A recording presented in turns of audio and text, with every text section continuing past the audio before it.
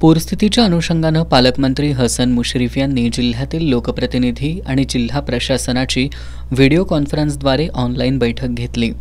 या बैठकीत त्यांनी जिल्ह्यातील पूरस्थितीचा आढावा घेतला। यावेळी त्यांनी जिल्ह्यातील विविध नद्यांची पाणी पातळी, धरण साठा, स्थलांतरित संख्या आणि राबवण्यात येत असलेल्या उपाययोजनांबाबत माहिती घेतली। या बैठकीला खासदार शाहू महाराज छत्रपती, खासदार धैर्यशील माने, आमदार सतेज पाटील, आमदार ऋतुराज पाटील, आमदार राजेंद्र पाटील यड्रावकर, आमदार राजेश पाटील, आमदार जयश्री जाधव, आमदार राजू आवळे आदी उपस्थित होते।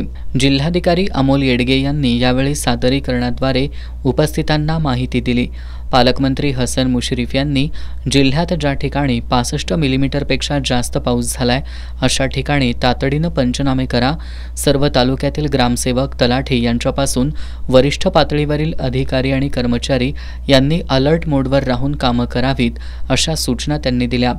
घरांची पडझड, इतर नुकसान आणि शेतीच्या नुकसानीचे पंचनामे त्यावेळी करणं सुरू करून 1 महिन्यात भरपाई देण्याचं नियोजन सुरू असल्याचं जिल्हाधिकारी येडगे यांनी यावेळी सांगितलं। सध्या पंचगंगा आणि इतर नद्या धोका पातळीवर वाहत आहेत। दिवसापेक्षा रात्रीचा पाऊस धरण क्षेत्रात मोठ्या प्रमाणात सुरू आहे।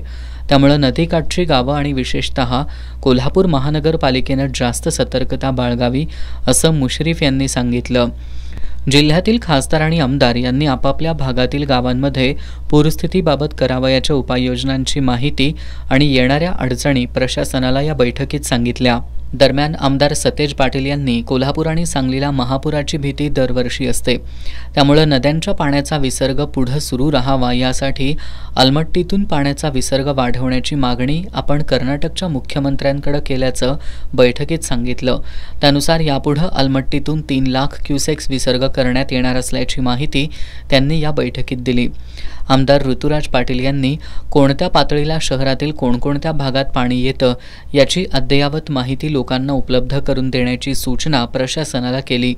या बैठकीला कोल्हापूर महानगरपालिका आयुक्त के मंजू लक्ष्मी, पोलीस अधीक्षक महेंद्र पंडित, मुख्य कार्यकारी अधिकारी कार्तिकेयन एस, इचलकरंजी महापालिका आयुक्त ओमप्रकाश दिवटे आणि संबंधित यंत्रणांचे विभाग प्रमुख उपस्थित होते।